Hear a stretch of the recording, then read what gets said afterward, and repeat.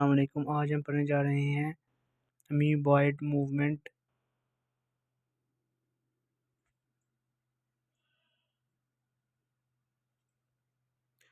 Amoeba movement crawling like movement होती है। Amoeba movement crawling like movement यानी crawl करता है एक सेल, और इसे मूवमेंट को हम लोग कहते हैं amoeboid movement. Entire cell participate, जो सारा सारा सेल है वो इसके अंदर पार्टिसिपेट करता है। प्रोट्रूजन ऑफ स्यूडोपोडियम, इसके अंदर ना अमीबॉयड मूवमेंट जो है ना, इसके अंदर 5-6 जो से ना इंपॉर्टेंट पॉइंट है जो समझने की ज़रूरत है। जैसे प्रोट्रूजन हो जाती है स्यूडोपोडियम की, यानी सेल मेम्ब्रेन जो है ना उसके अंदर प्रोट्रूजन होती है, और वो प्रोट्रूजन को हम लोग कहते हैं स्यूडोपोडियम, यानी एक फॉल्स लाइक फुट के जिसका ना जो ट्रू पाँव है ना वो नहीं है, और स्यूडोपोडियम है, फॉल्स पैर है इसका। इसी तरह अगर देखा जाए कि ये प्रोटीन होती है और इसके पीछे पीछे सारा सेल मूव करता है, and the whole cell participate in amoeboid movement. Amoeboid movement होती क्यों है? अमीबॉयड मूवमेंट होती है इसलिए कि एक सेल जो कि फ्लैजेला एंड सिलिया नहीं रखता, वो दूसरी जगह पर जाके अपना फंक्शन परफॉर्म कर सके।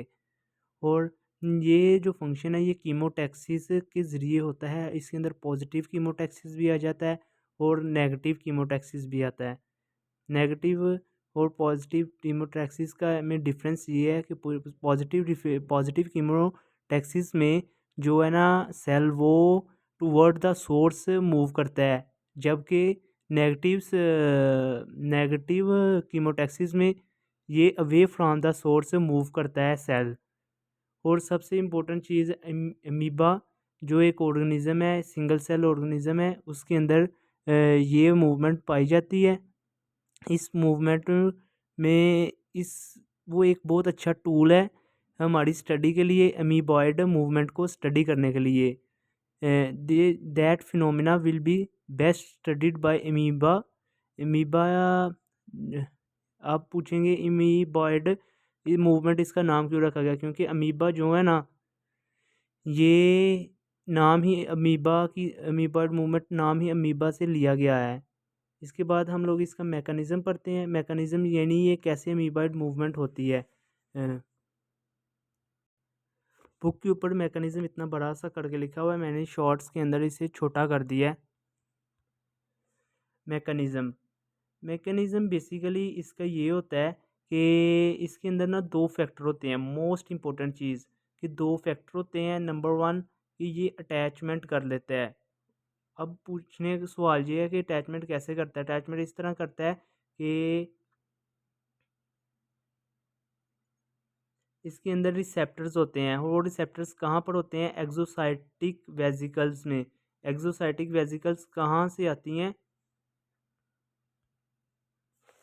ये जो डायग्राम नज़र आ रही है, ये जो सी एक्सोसाइटिक वेसिकल्स आ रही हैं, और ये नीचे रिसेप्टर बाइंडिंग्स हो रही हैं, इसे हम कहते हैं अटैचमेंट।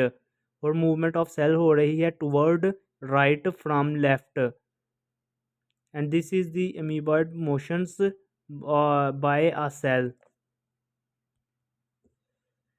जैसे कि एक्सोसाइटिक वेसिकल्स होते हैं वो इवर्ट करते हैं, उनके इनसाइड वाली मेम्ब्रेन में रिसेप्टर्स होते हैं, वो रिसेप्टर बाइंड करते हैं to ligands. Receptor binds to ligands, ये हमारा पहला फैक्टर हो गया जो कि अमीबॉयड मूवमेंट मैकेनिज्म के अंदर हेल्प करता है। अब हम दूसरा इसका मैकेनिज्म का फैक्टर पढ़ने जा रहे हैं कि जो कि इसके अंदर हेल्प करता है। Actin network. एक्टिन नेटवर्क हर सेल के अंदर पाया जाता है, कोई भी ऐसा सेल नहीं होगा जिसके अंदर एक्टिन नेटवर्क ना पाया जाता हो। और एक्टिन नेटवर्क यूज़ करता है एटीपी, एंड बाइंड हो जाता है to the actin binding site. Actin binding site कहाँ पर होती है? ये मायोसिन में पाई जाती है। मायोसिन प्रोटीन जो कि कॉन्ट्रैक्टाइल यूनिट एक बना देते हैं, जिसे हम मायोसिन एंड एक्टिन फिलामेंट कहते हैं। ये बाइंड करते हैं मायोसिन से, and then to move cell, it help to move the cell. हो which factor use ATP? Actin network use ATP. Cytoplasm of the cell body has actin network beneath movement. Ectoplasm जो होता है ना cell body का, उसकी उसमें भी actin network होता है, और एक्टिन नेटवर्क किस तरह काम करता है, वो उसे भी मूव करता है along the a protrusion of pseudopodium. Pseudopodium इसके अंदर बहुत इंपॉर्टेंट कीवर्ड है, जो कि एग्जाम्स में एक अच्छे नंबर दे। आगे हम पढ़ने जा रहे हैं types of cells that exhibit amoeboid locomotions. अब हम सबसे पहले सेल्स की बात करते हैं। नंबर 1 पे आता है white blood cells. White blood cell में क्यों सीडोपोडियम मूवमेंट की ज़रूरत पड़ती है?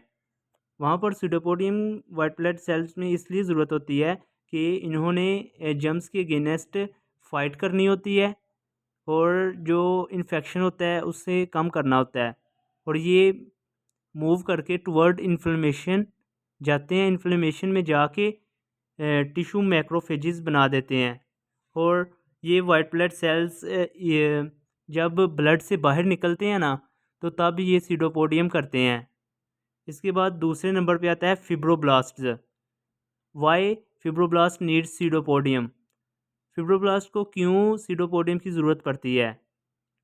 फिब्रोब्लास्ट जो होते हैं ना, ये इनका सबसे ज़रूरी काम होता है रिपेयरिंग करना।